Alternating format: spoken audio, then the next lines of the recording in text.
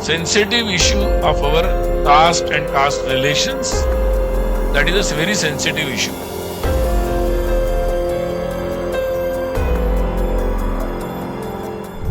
नमस्कार, आप देख रहे हैं न्यूज एक्सप्रेस में हूं आपके साथ चेतन पाठक। जाति जनगणना के बीच मचे घमासान के बीच अब कहा जा रहा है कि आरएसएस एक बार फिर राहुल गांधी का समर्थन करते हुए नजर आ रहे हैं और इसी को लेकर मोदी मन महसूस करके रह गए।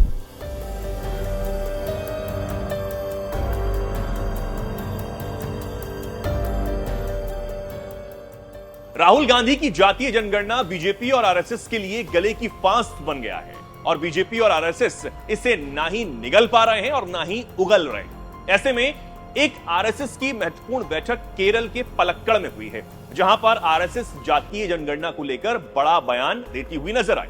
खबरों की माने तो आरएसएस ने एक बड़ी लकीर खींचते हुए इस मसले पर राजनीति से दूरी बना ली।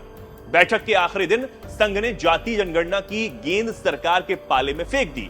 संघ ने अखिल भारतीय प्रचार प्रमुख सुनील आंबेकर ने बयान देकर कहा कि अगर पिछड़े समाज के कल्याण के लिए जातीय जनगणना करने की जरूरत है तो सरकार इसे करा सकती है, मगर इसकी चुनावी इस्तेमाल नहीं किया जाना चाहिए। हिंदू समाज में जाति एक संवेदनशील मुद्दा है और ये राष्ट्रीय एकता और अखंडता के लिए बेहद महत्वपूर्ण है, इसलिए इसे बहुत गंभीरता से लिया जाना चाहिए।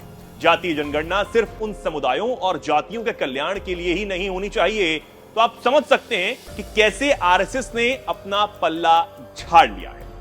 सर, जातीय जनगणना एक बहुत बड़ा इशू है और उसको लेकर संघ भी चिंतित कहीं न कहीं है।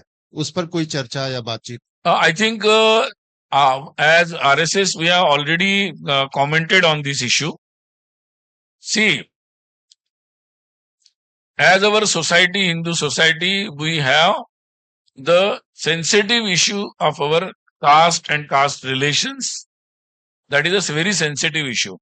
So, and of course, it is an important issue of our national unity and integrity.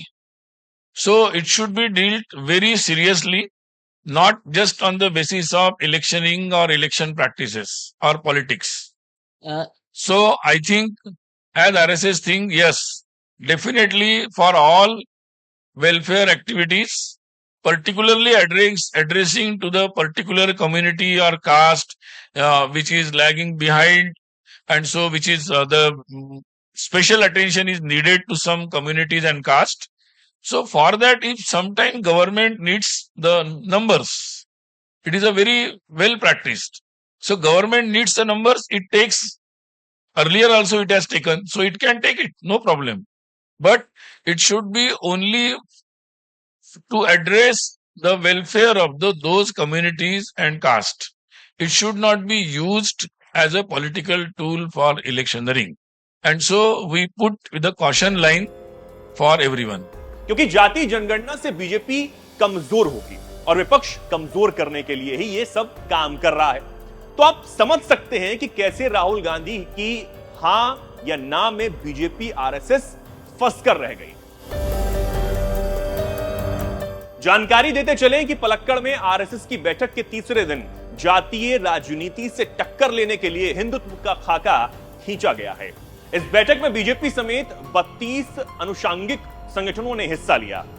2024 के लोकसभा चुनाव के बाद आरएसएस काफी चिंतित है, इसलिए सभी संगठनों की पहली कोऑर्डिनेशन बैठक बुलाई गई। इस बैठक में जातीय राजनीति और सामाजिक चुनौतियों से कैसे लड़ा जाए, इस पर बातचीत की गई।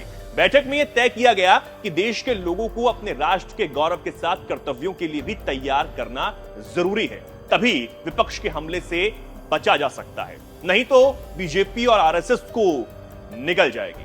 अब देखना होगा कि आगे क्या होता है, लेकिन राहुल गांधी ने जनगणना की बात कर मोदी और आरएसएस के पसीने छुड़ा दिए हैं। अब देखना होगा कि आगे कौन सफल होता है और कौन नाकामयाब।